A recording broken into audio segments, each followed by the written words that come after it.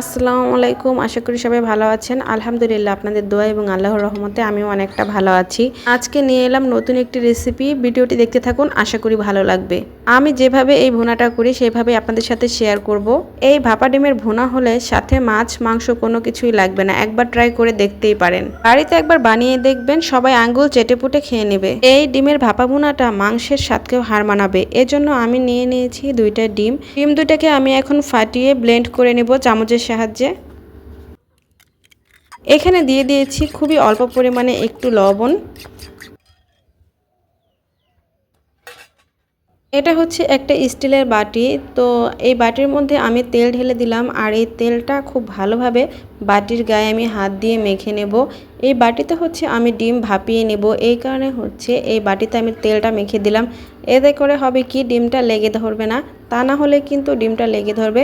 Must be তেল দিতেই হবে। তো কাগজ দিলে আর একটু ভালো হতো, যে কেকের নিচে যেমন আমরা তেল দিয়ে কাগজ দিই, তো কাগজটা আসলে আমি দিতে চেয়েছিলাম, খেয়াল নেই। তো কাগজ দিলে আরও ভালো হয়। তো এখন আমি সেই গুলানো ডিমটাকে দিয়ে দিলাম, আর এইটা এখন আমি বসাই দেব হচ্ছে কড়াইতে। কড়াইয়ের মধ্যে কিছু পরিমাণ পানি নিয়েছি, আর এখানে বসাই দেব এখন একটা স্ট্যান্ড। আর এই স্ট্যান্ডের উপরে কিন্তু আমি ওই বক্সটা দিয়ে দেব। এখন হচ্ছে এই বক্সটা আমি ভালোভাবে লাগিয়ে দেব।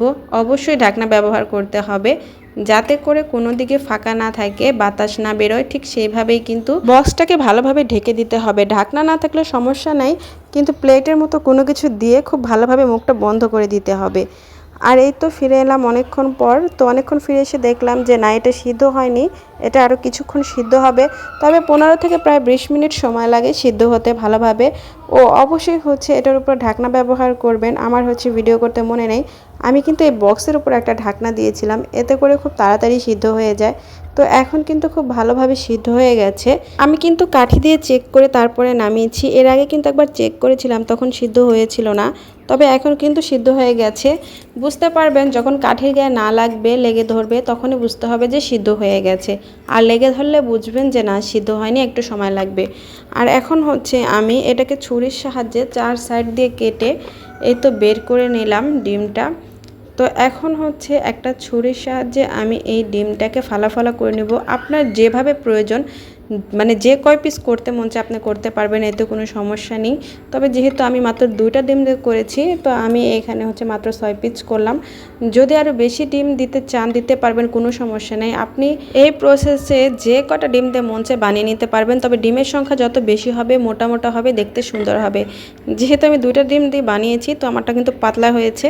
আর এদিক দিয়ে হচ্ছে আমি কড়াইয়ে তেলটা দিয়ে দিলাম। কড়াই যেহেতু গরম হয়ে গেছে, তেলটা আমার এখন গরম হয়ে গেছে। এখন আমি টুকরো করা ডিমগুলো তেলের মধ্যে দিয়ে দিব, আর সুন্দর করে ভেজে নেব। তবে লাল লাল করে ভেজে নেব। ডিমগুলো ভেজে নিলে যখন আমি ভুনা করব, ভেঙে যাওয়ার আর সম্ভাবনা থাকবে না, যেহেতু শক্ত হয়ে যাবে। আর খেতেও কিন্তু ভালো লাগবে, এই কারণে আমি ভেজে নিলাম। তো অনেকে হয়েছে দেখছি যে না ভেজেই পরে হচ্ছে ভুনার মধ্যে শুধু ছেড়ে দেয়, কিন্তু ভেজে নিলে হয় কি, ডিমটা শক্ত হয়, খেতেও ভালো লাগে, ভাঙার কোনো সম্ভাবনা থাকে না।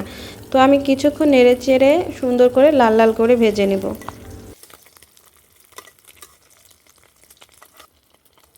আমার ডিমগুলো ভাজা হয়ে গেছে, সবগুলো ডিম আমি এখন উঠিয়ে নেব।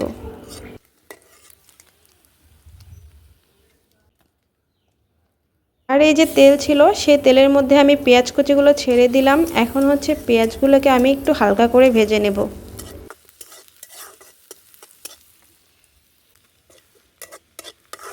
পেঁয়াজটাকে আমি একটু ভেজে নিয়েছি। এখন দিয়ে দিব কিছু ব্লেন্ডার করা পেঁয়াজ। এতে করে হচ্ছে মশলাটা একটু ঘন হবে, খেতে ভালো লাগবে। তো এখন আমি এই পেঁয়াজটাকেও তেলের সাথে একটু ভালোভাবে কিছুক্ষণ নেড়ে চেড়ে ভাজা ভাজা করে নেব, যাতে করে পেঁয়াজের কাঁচা গ্রানটা না আসে। তো এখন হচ্ছে এখানে আমি অল্প পরিমাণ আদা দিয়ে দিলাম, কারণ ডিমে এত বেশি আদা দেওয়ার কোনো দরকার নেই।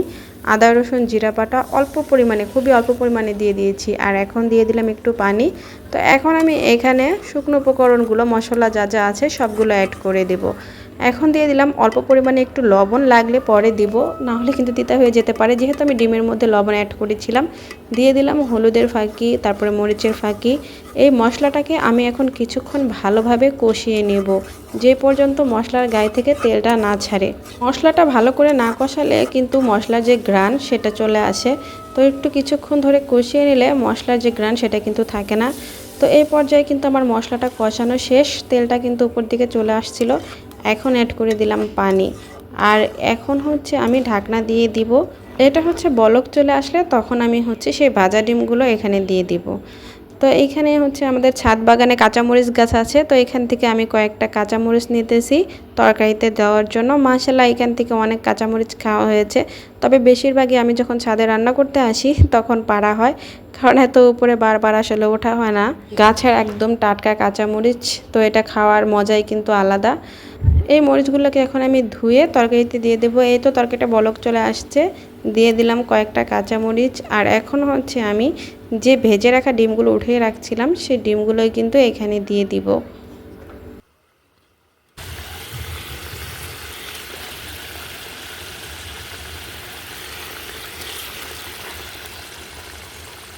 এটা কিন্তু আমি একদম শুকিয়ে ফেলবো না, আঠা আঠা করলে খেতে ভালো লাগে। ঝোলটা আর একটু কমিয়ে রেখে দিব।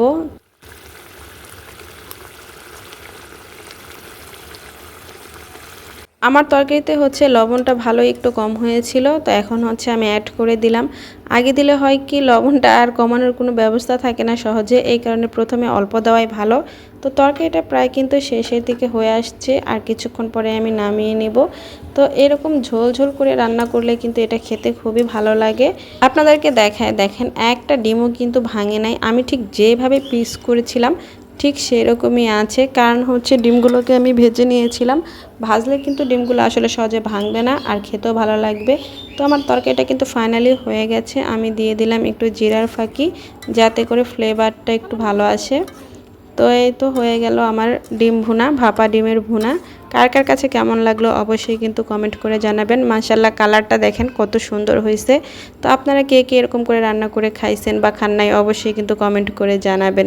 ভিডিওটা দেখতে দেখতে যারা একটি লাইক দিতে ভুলে গেছেন প্লিজ প্লিজ প্লিজ একটি লাইক দিয়ে দিবেন। আর ভিডিওটা যদি আপনাদের কাছে এতটুকু হলেও ভালো লাগে, কোনো উপকারে আসে, অবশ্যই লাইক কমেন্ট শেয়ার এবং সাবস্ক্রাইব করে আমার পাশেই থেকে যাবেন। আজকে এ পর্যন্তই, ভালো থাকবেন সবাই, খোদা হাফেজ।